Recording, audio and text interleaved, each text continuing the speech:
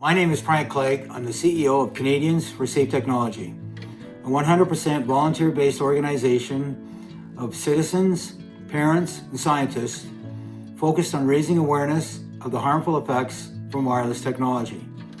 We provide information on how to use wireless devices more safely and work with all levels of government to provide a healthier environment.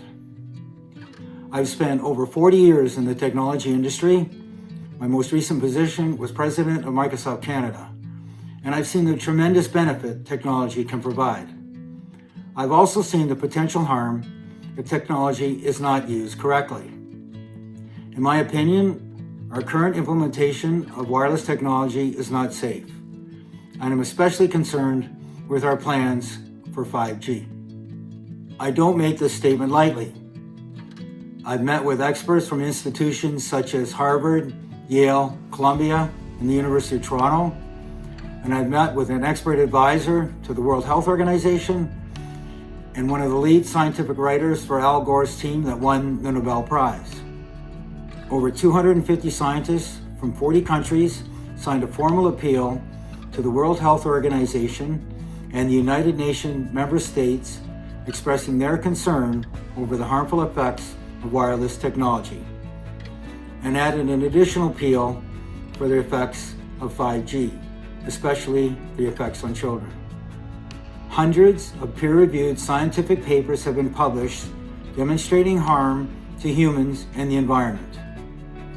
This evidence includes increase in cancer, sperm damage, reproductive harms, memory and learning deficits, especially in children, and damage to our DNA, nervous systems, and the cells in our bodies. Unfortunately, Health Canada and the FCC are stuck in the 1920 science that states tissue must be heated to be harmed. The last update from Health Canada of our safety guidelines was deeply flawed. 5G has all the issues associated with 2, 3, and 4G, plus some additional concerns. Because of the technology limits, 5G will require significantly more antennas, and they will be significantly closer to our homes, schools, and places of work. We have one instance where a small cell antenna has been installed 20 meters from a child's bedroom.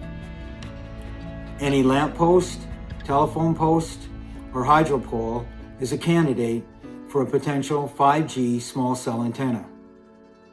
In addition, 5G technology uses millimeter waves for the first time. These frequencies are similar to those used by the US and Israeli military in crowd control systems. Now, scientists hired by my industry state that the power is significantly higher in these active denial systems. That may be true, but I'm not sure it's relevant. We have no clue of the potential harm from exposing people 24 hours a day, 7 days a week to millimeter waves. In fact, there has been no testing to prove and ensure us that 5G technology is safe to humans and to our environment. That is why we're calling for Health Canada to do a comprehensive review of the science-based evidence.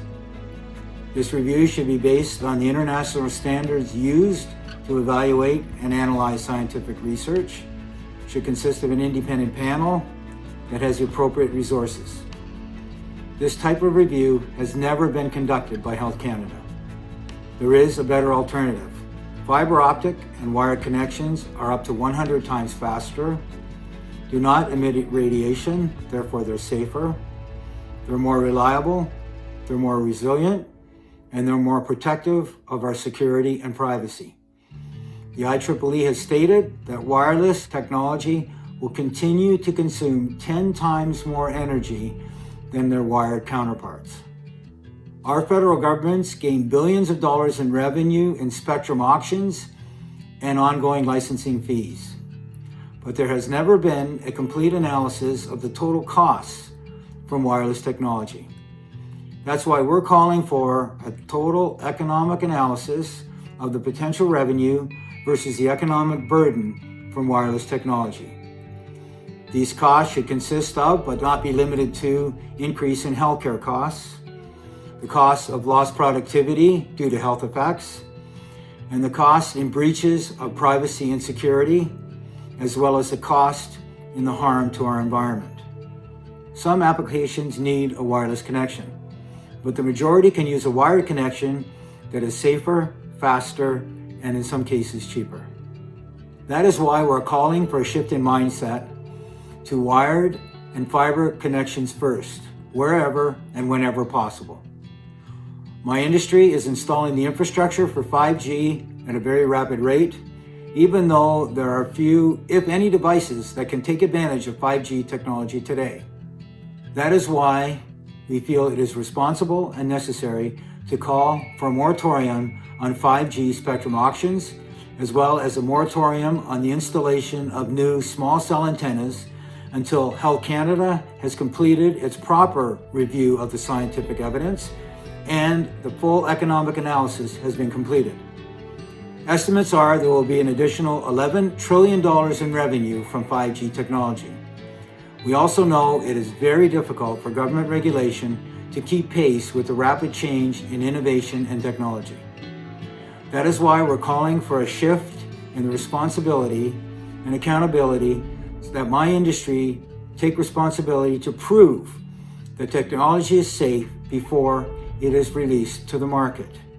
We have a model for chemicals that we can build on. This is similar to the accountability and responsibility that we expect from the automobile industry and from the pharmaceutical industry. Today it is possible to install a small cell antenna 20 meters from a child's bedroom without any notification to the neighborhood and without any consent from the local municipality, town, or city. That is why we're calling for a change in legislation that requires more transparency and notification to the local community and more consent from local government. We have provided many references for you to do your own research. We encourage you to go to c4st.org and read the full 5G appeal and review the over 50 references we've provided. I mentioned the emfscientist.org of 250 scientists from over 40 countries around the world. This is also a 5G appeal to the European Union from 350 scientists and medical doctors.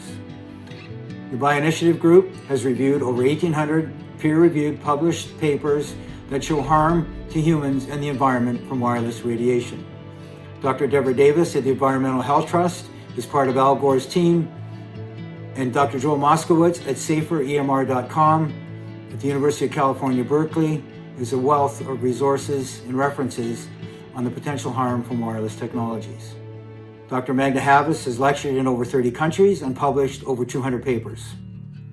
If you prefer your information in French, please go to Stapon La 5G. We hope once you've done your research, you will sign the appeal and share the appeal with your friends, families, and coworkers. Thank you.